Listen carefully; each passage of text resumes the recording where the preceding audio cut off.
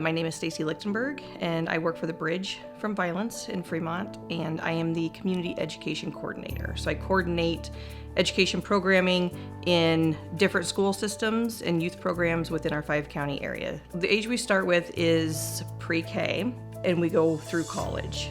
The Bridge's goal for bullying prevention is to eliminate bullying, or to at least give the people the skill base that they need to handle it.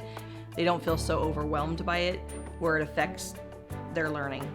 So it could be that they are being mean to them, they call them names, they make fun of them, they start rumors about them, they do a whole bunch of different things, right? One particular person trying to make another person feel bad all the time. We've been doing this programming for several years now, and I know it's working because the kids are telling us that it's working, the teachers are telling us that it's working. What else do you do to be a good buddy, Zane? Okay, so you encourage them. We obviously know that starting earlier with kids and doing prevention work, it was all about the prevention. So understanding if we start earlier and we teach them what is healthy and what's not healthy, what is good, what's bad, the hope was the longer we did that, the less work we were going to have to do for crisis intervention later. Because bullying, dating violence, domestic violence are all correlated together. Some person believing that they have the power to impose their will onto another person to get them to do the things that they want so they get their way. If that behavior is not addressed, it's going to lead into other things the older that we get, okay? Then they're going to learn that, and then they're going to take that into the next step in the next phase of their life, the next phase of their life, so that we don't have to do so much crisis intervention later on. We can do prevention stuff much, much earlier. We found after doing it for quite some time, the reason that we need to make sure to do it longer term is that one time hearing something it's not sustainable.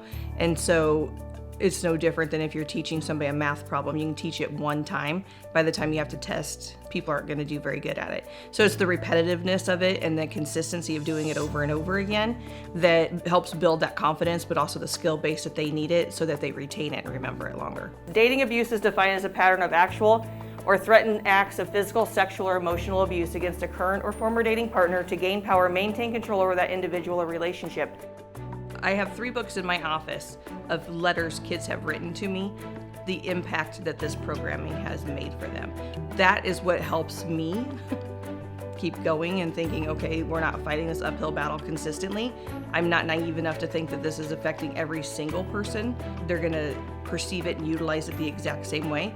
But at the kids it does, it makes a huge impact on, and that's the focus of it. So I love the letters and the books that they write because in there they actually talk about what was the most beneficial. They explain. So then that helps me know what I need to focus on even more going in, what's useful for them and maybe what isn't. We did an activity where we have a bowl of water, and in the water we put pepper, which represents all of us as friends. And in the middle of the pepper, I put a drop of dish soap, and the pepper scatters. And we talk about the soap is your bully, the one who comes in and just disrupts everything. But if I bring sugar out and I start sprinkling sugar back in there, you will find that the pepper actually starts to all come back to the center of the circle. I know that Jace has told me before that they would be playing out at recess time and somebody would be doing something that they knew wasn't right. And so a bunch of the kids would yell that they were being soapy friends right now, and then they'd be like, I don't want to be a soapy friend, I want to be a sugary friend, and then they would all try to remember from the lesson that we taught. The Bridge works with approximately between 15 and 18 schools as a continuous partnership, and we reach around 7,000 kids a year. I think Megan is a perfect example of how the programming works and how she was able to take what she learned about unhealthy and healthy relationships and apply that to her life and end a relationship that was not healthy for her and do that with confidence. My name is Megan, and for 6 years I was a part of the Bridge's prevention education program at my school. So once a month, Stacy would come in and we would be pulled out of one period of our daily schedule, and we'd be pulled into the gymnasium or a spare classroom.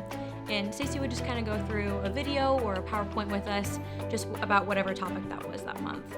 Whenever I would sit through these classes, I would pay attention to the warning signs and the kind of the red flags that Stacy would put forth to us. The relationship I was in was probably over 2 years off and on. But once I started really realizing that this was very unhealthy, this was leading down a very bad path and it was only gonna get worse, I tried to get out of it multiple times. He definitely used some blackmail. He definitely used the threatening to harm himself. He used a lot of manipulating tactics to get me to stay. So that's when I went to Stacy, I went to my mom. We tried to go to the school. We took every possible measure to get me away from him. It definitely took a long time, and it took longer than any 14-year-old would have liked it to take, but eventually he left me alone. He kind of got the hint. So I think without Stacy's conversations, personally and in the classroom, I think I probably would have stayed in that relationship a long time, not knowing that it was very unhealthy and very negative. I believe that the Bridges Healthy Relationship Programming is going to be beneficial for kids to learn how to have healthy relationships so that they can then have healthier jobs, healthier friendships, and when they have families, then they can also teach their kids how to have healthier relationships too.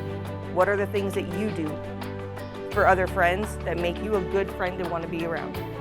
We're really excited to continue this programming because we know it's successful and we know that it's making a huge impact on people, and the goal is just to make sure that everybody is a much happier, healthier human being.